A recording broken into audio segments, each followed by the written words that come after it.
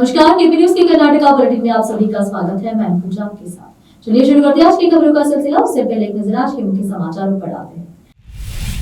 सावित्रीबाई फुले की जयंती के अवसर पर कार्यक्रम। भारत की वृद्धि में ही हमारी वृद्धि निहित है, सिद्धरामैया ने कहा। आईएमडी ने तटीय कर्नाटक में भारी बारिश और ओलावृष्टि के मद्देनजर रेड अलर्ट जारी किया। ग्रेटर बेंगलुरु अथॉरिटी के लिए बीबीएमपी पुनर्गठन 15 सितंबर तक नीति शुरू होने का।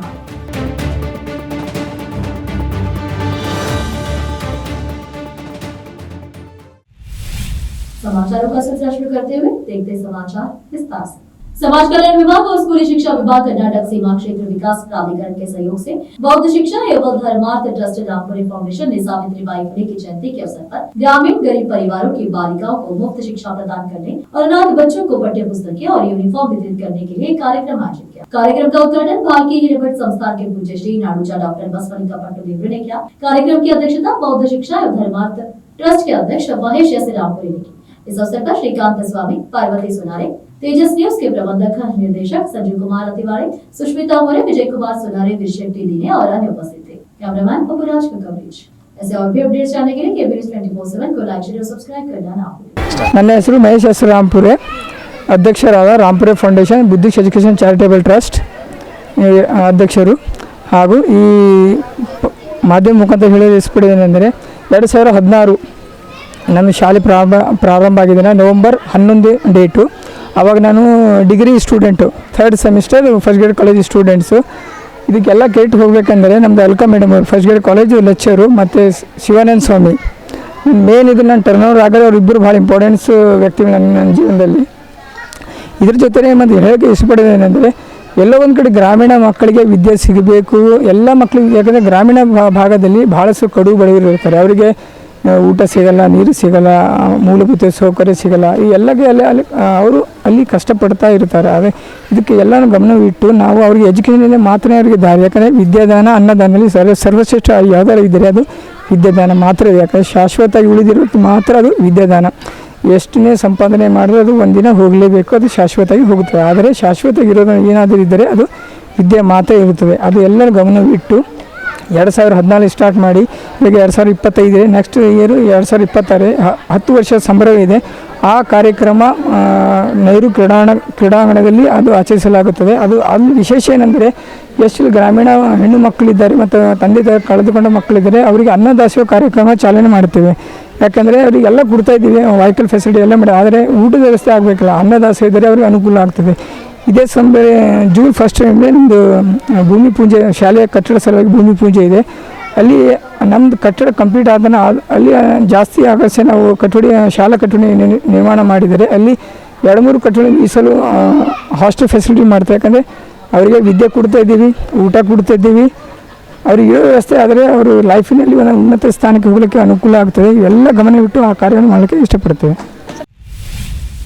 समाचारों का सिलसिला एक ब्रेक के लिए जल्द लौटते हैं ब्रेक के बाद।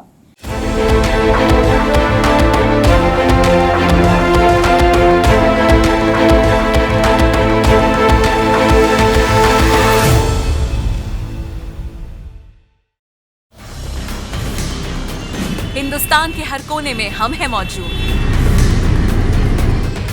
24 घंटे हालात पर गहरी नजर, खबरों से जुड़े चुपते सवालात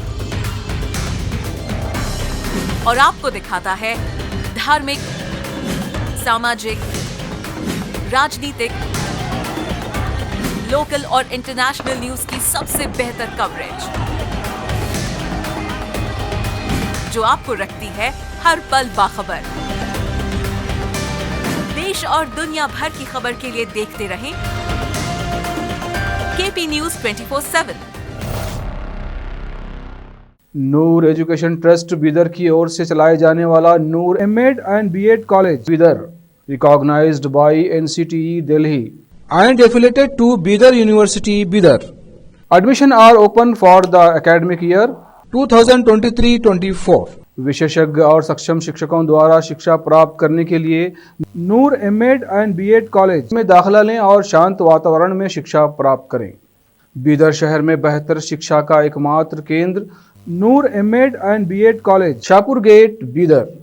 Phone numbers 9945283920, 8482221297. ब्रेक के बाद आप सभी का स्वागत है। आइए देखते हैं अन्य समाचार। मुख्यमंत्री सिद्धरामैया ने नीति आयोग की गवर्निंग काउंसिल को बताया कि कर्नाटक भारत के विकास में अपना विकास देखता है। मुख्यमंत्री कार्यालय सीएमओ ने एक बयान में कहा कि भले ही सीएम सिद्धरामैया बैठक में अनुपस्थित रहे, लेकिन उन्होंने शनिवार को नीति आयोग की गवर्निंग काउंसिल के साथ भारत एक्ट 2047 पर अपने विचार साझा किए। सीएम सिद्धरामैया ने कहा कि हालांकि मैं इस महत्वपूर्ण बैठक में व्यक्तिगत रूप से शामिल नहीं हो पा रहा हूं, लेकिन 2047 में भारत और राष्ट्र निर्माण में कर्नाटक की भूमिका जैसे महत्वपूर्ण विषय पर अपने विचार साझा करना मेरे लिए सम्मान की बात है। 2047 में भारत सिर्फ एक नारा नहीं होना चाहिए, यह हम सभी के लिए एक चुनौती और आह्वान होना चाहिए। असमानता की खाई को पटाने की चुनौती और सशक्त राज्यों के संघ के रूप में एक साथ उभरने का आह्वान 2047 में भारत के लाभ हिमालय से लेकर गंगा के किनारों और कावेरी के मैदानों तक हर राज्य की दूरदर्शिता, ताकत और आकांक्षाओं से पक्की होनी चाहिए। भारत मौसम विज्ञान विभाग आईएमडी ने रविवार को गरज बिजली और तेज हवाओं के साथ भारी बारिश के बाद मंगलुरु और दक्षिण कन्नड़ जिलों सहित तटीय कर्नाटक के लिए रेड अलर्ट जारी किया है।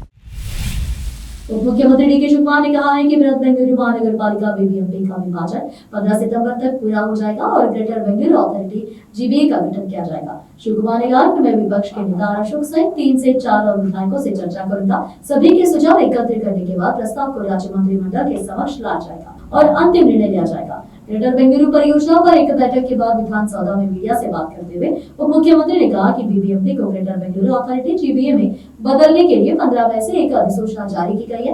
120 दिनों के भीतर हमें नए नगर निकाय बनाने होंगे। उन्होंने कहा कि इसलिए मैंने बेंगलुरु के सभी विधायकों से सुझाव मांगे हैं कि कितने निगम बनाए जाने चाहिए। उसके आधार पर हम भविष्य के विस्तार पर फैसला लेंगे। इन नए नगर निकायों का गठन 15 सितंबर तक हो जाना चाहिए। इससे रोकते समाचारों का सिलसिला एक ब्रेक के लिए जल्द लौटते हैं ब्रेक के बाद। हिंदुस्तान के हर कोने में हम हैं मौजूद। 24 घंटे हालात पर गहरी नजर, खबरों से जुड़े चुपते सवालात और आपको दिखाता है धार्मिक, सामाजिक, राजनीतिक, लोकल और इंटरनेशनल न्यूज की सबसे बेहतर कवरेज, जो आपको रखती है हर पल बाखबर। देश और दुनिया भर की खबर के लिए देखते रहें केपी न्यूज 24/7। ब्रेक के बाद आप सभी का स्वागत है। आइए देखते हैं अन्य समाचार। कोविड मामलों की संख्या बढ़ने के बीच स्वास्थ्य मंत्री दिनेश गुंडूराव ने स्पष्ट किया कि समग्र स्थिति चिंताजनक नहीं है और राज्य की तैयारी सुनिश्चित करने के लिए एहतियाती उपाय तेज किए जा रहे हैं। उन्होंने कहा कि मौजूदा स्थिति में घबराने या प्रतिबंध लगाने की जरूरत नहीं है। अधिकारी और विशेषज्ञ लगातार निगरानी कर रहे हैं। आगे के फैसले केंद्र के परामर्श से लिए जाएंगे। राज्य सरकार ने पहले ही 5000 RT-PCR टेस्टिंग किट खरीदने के निर्देश जारी कर दिए हैं, जो लगभग 1 महीने की टेस्टिंग को कवर करेंगे। उन्होंने कहा कि अब 2500 rapid antigen test kit, RAT 1.3 lakh, RNA extraction kit, 5000 RT-PCR kit और 2 lakh viral transport medium VTM kit उपलब्ध है। उन्होंने कहा कि ये किट जिलों को भी भेज दी गई है। उन्होंने कहा कि स्थिति पर बारीकी से नजर रखने के लिए साप्ताहिक तकनीकी सलाहकार समिति की बैठकें आयोजित की गई है। केरल में बढ़ते मामलों के बीच यात्रा प्रतिबंधों के बारे में पूछे जाने पर उन्होंने कहा कि इस समय राज्यों के भीतर या राज्यों के बीच किसी भी प्रतिबंध पर विचार नहीं किया जा रहा है। उन्होंने कहा कि यदि जरूरत पड़ी तो ऐसे उपायों पर राज्य की जानकारी मिलने के बाद केंद्र सरकार निर्णय लेगी।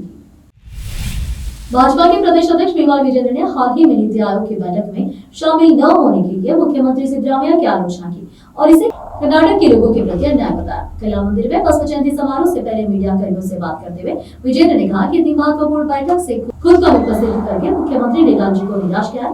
यहाँ तक कि तमिलनाडु के मुख्यमंत्री एम.के. स्टालिन भी इसमें शामिल हुए हैं। हमारे मुख्यमंत्री ने इसका बहिष्कार क्यों किया? उन्हें केंद्र सरकार के खिलाफ जंतर मंतर पर विरोध प्रदर्शन में भाग लेने का समय लगता है, लेकिन प्रधानमंत्री नरेंद्र मोदी द्वारा बुलाई गई बैठकों में वे शामिल नहीं होते। स्पष्ट रूप से राजनीति राज्य सरकार की प्राथमिकता है। आरडीपीआर मंत्री प्रियांक खड़गे ने केंद्रीय ग्रामीण विकास मंत्री शिवराज सिंह चौहान को पत्र लिखकर कर्नाटक में मजदूरी सामग्री खरीद और अन्य खर्चों के लिए महात्मा गांधी राष्ट्रीय ग्रामीण रोजगार गारंटी योजना MGNREGS के तहत लंबी धनराशि जारी करने की मांग की है। पत्र में खड़गे ने कहा कि समय पर धन वितरण न केवल लाखों ग्रामीण श्रमिकों की आजीविका सुरक्षा सुनिश्चित करने के लिए आवश्यक है, बल्कि महत्वपूर्ण राष्ट्रीय कार्यक्रम में प्रशासनिक प्रभावकारिता और विश्वास बनाए रखने के लिए भी आवश्यक है। मंत्री ने बताया कि चालू वित्त वर्ष में कोई भी भौतिक धनराशि जारी नहीं की गई है, जिसके परिणाम स्वरूप 787.20 करोड़ रुपए के बिल लंबित है। उन्होंने कहा कि इसके अतिरिक्त लगभग 600 करोड़ रुपए की वेतन देनदारियां बकाया है।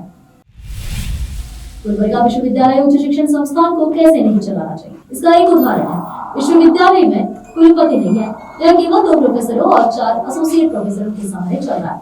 अभी कल्याण कर्नाटक में प्रतिष्ठित शिक्षण केंद्र रहा, यह विश्वविद्यालय अतिथि शिक्षकों का विश्वविद्यालय बनकर रह गया है। स्वीकृत पदों में से 70% से अधिक पद रिक्त रह गए हैं। पिछले कुछ वर्षों में विश्वविद्यालय में प्रवेश में गिरावट आई है। वर्तमान में इसके 80 कॉलेजों में केवल 3000 छात्र अध्ययन कर रहे हैं। इस पर विचार करें, 2022-23 में 2000 से अधिक छात्रों ने प्रवेश लिया और 2023-24 में यह संख्या घटकर मात्र 800 रह गई। छात्रों की घटती संख्या से पता चलता है कि विश्वविद्यालय प्रशासनिक संकट में है।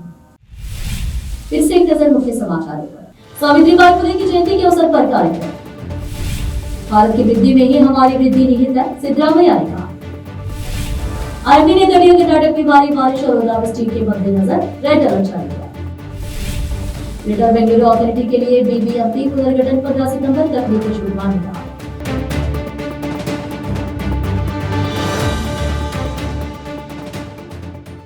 केबी न्यूज के कर्नाटक की बुलेटिन में आज इतना ही। आप देख रहे थे केबी न्यूज का कर्नाटक बुलेटिन।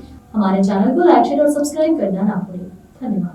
देश प्रदेश और स्थानीय समाचारों के लिए केपी न्यूज 24/7 को लाइक, शेयर एंड सब्सक्राइब जरूर करें।